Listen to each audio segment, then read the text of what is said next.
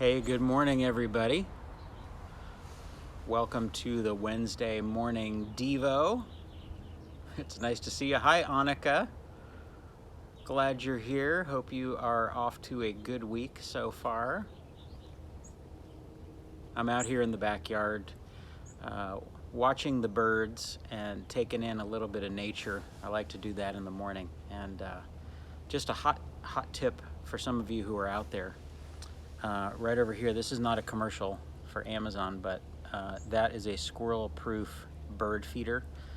We learned the hard way that you need one of those. So Steve, that's our resident squirrel, was pirating our feeder just about every day. So now we're good. The other hot ticket is this. You need to buy premium bird seed because cheap bird seed has a whole bunch of stuff in it that birds don't like. Only in America would we sell bird seed that has seeds that birds don't like, but they look nice so that consumers will buy them. Anyway, those are your Wednesday morning bird watching tips.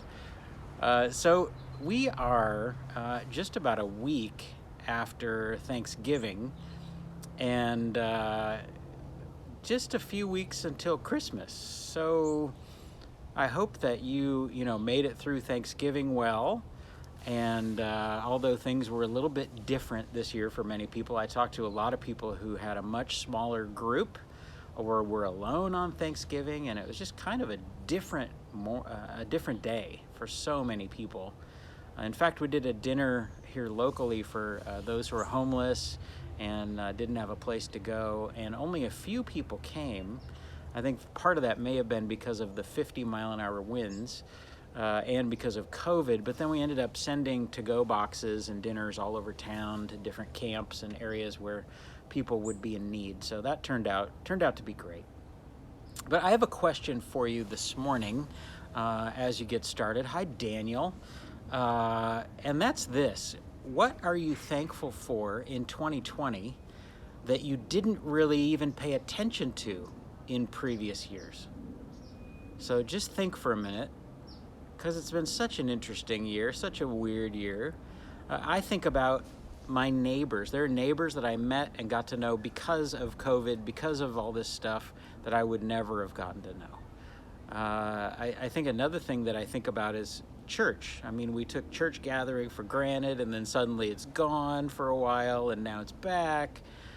Technology, there are certain things like Zoom. I didn't care about Zoom at all, and then suddenly it's like, I'm thankful I have Zoom.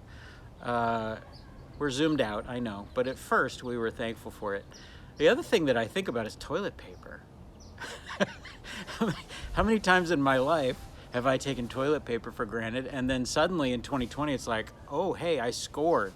I got the good toilet paper. I noticed there was a run the last couple weeks on toilet paper again, and you could only get off-brand, like rough on you toilet paper. So anyway, what's the thing as you think about this year that you're thankful for that you took for granted in the past? I think that's a good place to start for today. And here's another question for you. What hard thing are you thankful for? Is there something in 2020 that has been difficult that you did not anticipate, that you still are not excited about, but the result in you has been good? So think about some of those things. We were here Thanksgiving Day, had some immediate family over, and I just looked around the circle and I was thankful, maybe like never before, for each person in that circle, and that we could even gather in person, because I knew that people around the country, many of them were not doing that. And I was thankful for the spread of food, which my wife did an amazing job. but I was thankful for all this because there are so many people in the world that don't have that. And some years we take that stuff for granted. This year just felt so different.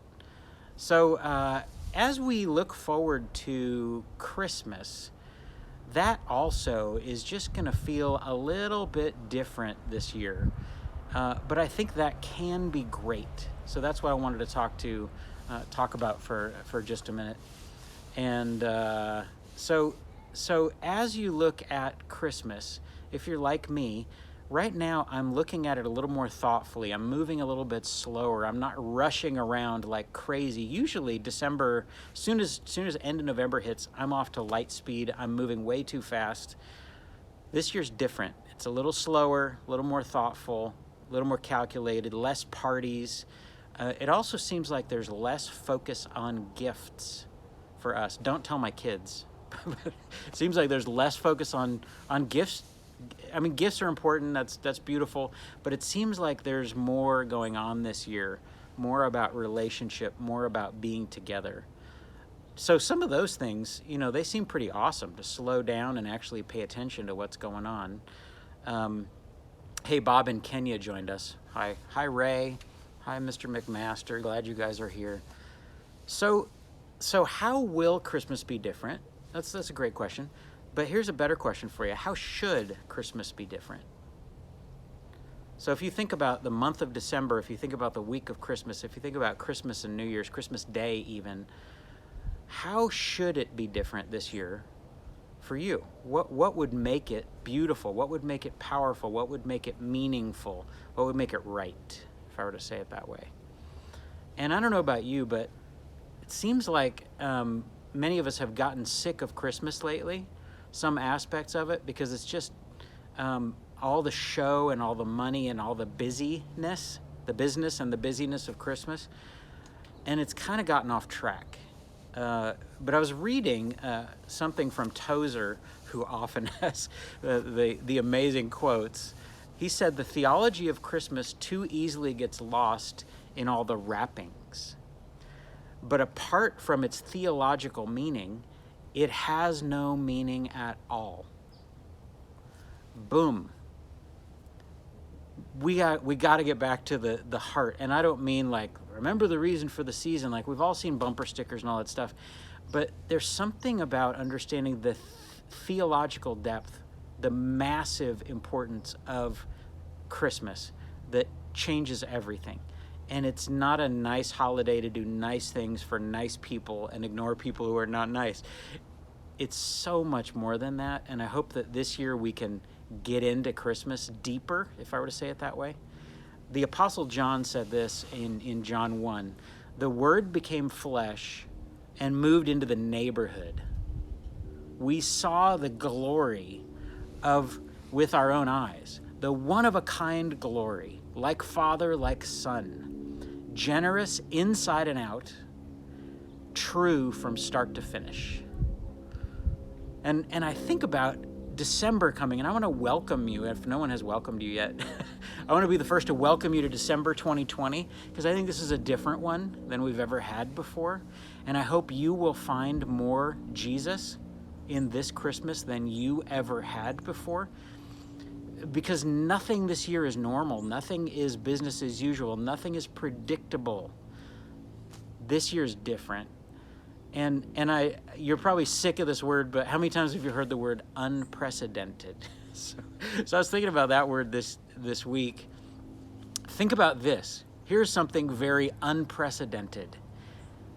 The King of Heaven showed up in a nowhere town as a helpless child born of a virgin, announced by angels and shepherds, so he could split history in half and rescue humanity. Unprecedented. Something new, something incredible that we can look back at and that forms our future. So I want to encourage you as you get into the season, put your lights up and think about what they mean. And it doesn't matter if you have C7 or C9 or E12 bulbs, or if they're incandescent or if they're LED. Just remember what they mean and that they point to something more important. And there was a psychological study recently that said that if you put your lights up early, you will feel better. And it's part of helping you get through COVID. So I don't know if it's true, but put your lights up and even consider keeping them up till February. Maybe you would feel so good for so long. My wife doesn't like it when people leave their lights up all the time, but anyway. So give presents this year, but give presents that matter. So sometimes I just go through my list on Amazon. This year I want to do it a little different. I think it's important for us to support some local businesses. I think it's important for us to think about what is the person asking for and why, and what could I do that would be something meaningful for my nieces and my nephews and my sisters and my family members, my parents. What would really mean something? And remember that present giving, gift giving, is not our idea. He started it. We just get caught up in the current. We get to enjoy the whole process of giving good gifts because he is so good in our lives. So look around this season and listen, keep your eyes and ears open, and I wanted to encourage you to be grateful for all kinds of stuff. You could be crabby, you could get off track, or you could stay grateful and just look for reasons to be thankful this season, because Christmas is not about you, and it's not about me. It's all about him. So have a wonderful week, everyone, and I hope this has been helpful this morning. It's actually been helpful to me, so maybe that's enough.